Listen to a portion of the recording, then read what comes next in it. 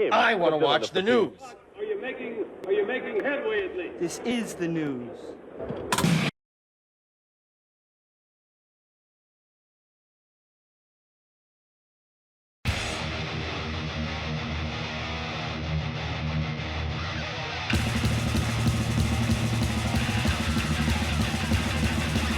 Smack-a-macabre, it's time for the only news that matters on Kiss Wednesday.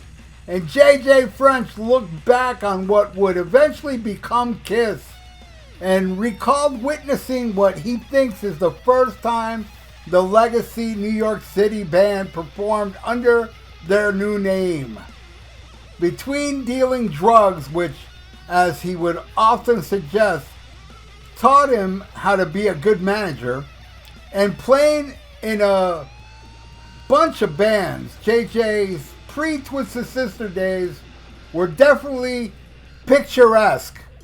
One fascinating episode in the guitarist / manager's early career was auditioning for Kiss, when the onstage extravaganza would enter the annals of rock history was barely a glimmer in Gene Simmons and Paul Stanley's eyes. As French explained in a recent interview on the Denim and Leather podcast, the audition came as Gene and Paul were transitioning from the previous band, Wicked Lester. He said, I was babysitting for a guy who was in the music business, and he was an attorney, and his clients was a producer named Ron Johnson, who produced the Wicked Lester album. One day, when I was babysitting for his daughter, he told me, are you in a band right now? Because he would hear me play guitar in the building. And I said, no, I'm looking for a band. And he said, well, I'm representing a guy who's producing a band, Wicked Lester. So he gave me the guy's phone number and of either Gene or the producer. I made a phone call and I was invited. Gene and Paul came down to see me play. On June 6, 1972, I was playing with a band called Scout at a church social event. When they asked me to play with them, so I did. They invited me to rehearse, which I did 3 or 4 times. I jammed with them, and I never heard back. But they weren't called Kiss. In fact, they told me specifically that they were breaking the band up. The band was not going to be called Wicked Lester. And they hadn't figured out yet what the band was going to be called. Barely 3 months later, JJ French heard once more from Kiss, who had already found their new guitarist. He said by September of 72, they hired Ace Frehley. At that point, they invited me to the loft, and I saw them play a rehearsal there. I probably saw the very first time they played their whole album as Kiss with heavy Marshall amplifiers, and I sat there and I went, wow. All they had was a bed sheet behind them with the word Kiss written on it.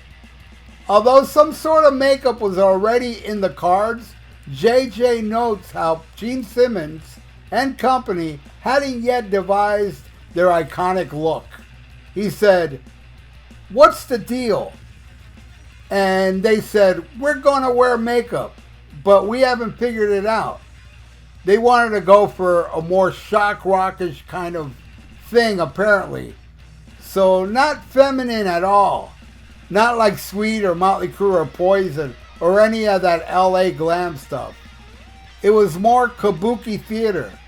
But it wasn't until November, I think, when they started to put that stuff on.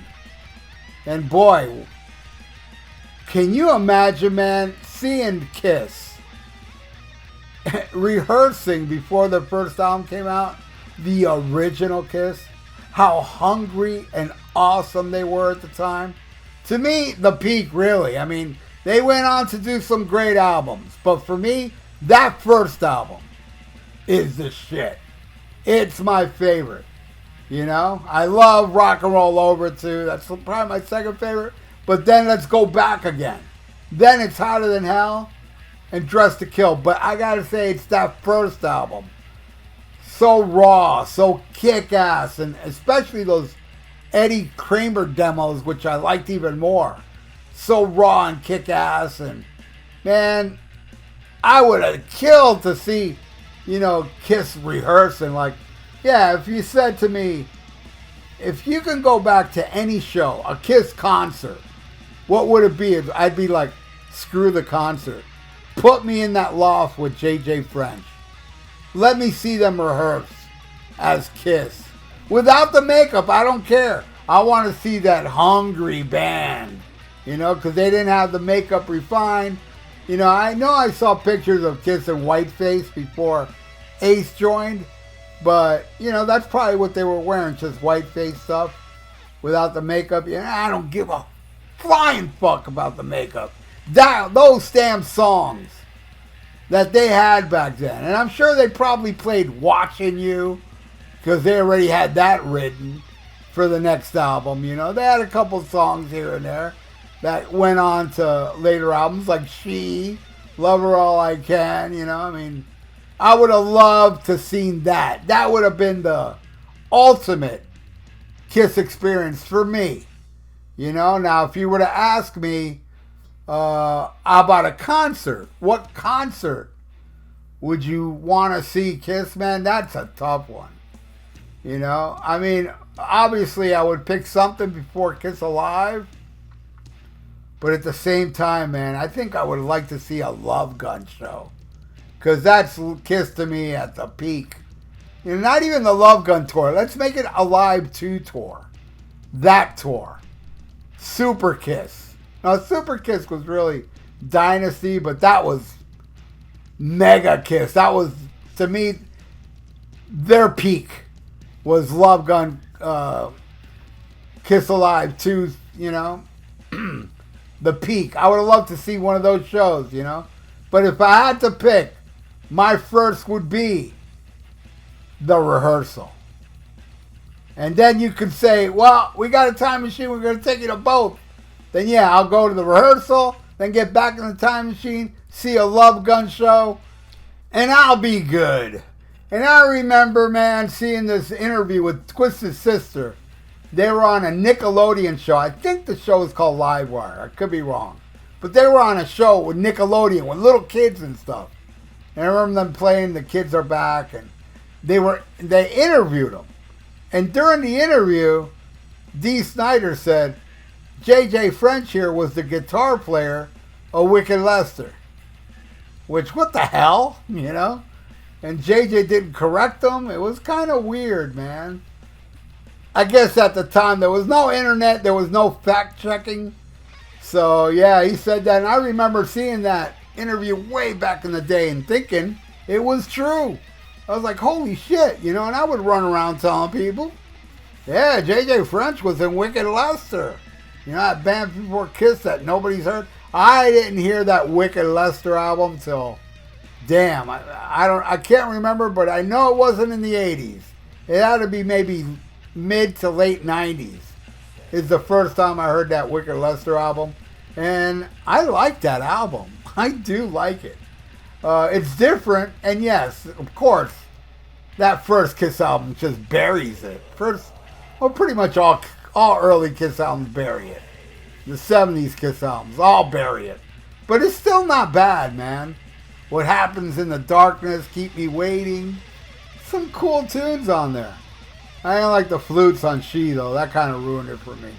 And, yeah, Love Her All I Can was so much better on Dress to Kill. That's something, I never bought in the bootleg market, but, man, I hope they do release it, because if they don't, I might have to go on the internet and look for some bootleg out there, that pressed it, Usually I'll look into what they say about certain bootlegs to make sure it sounds good. Because I would love to have Wicked Lester on vinyl. I downloaded it online, and I'm talking about way back in the day.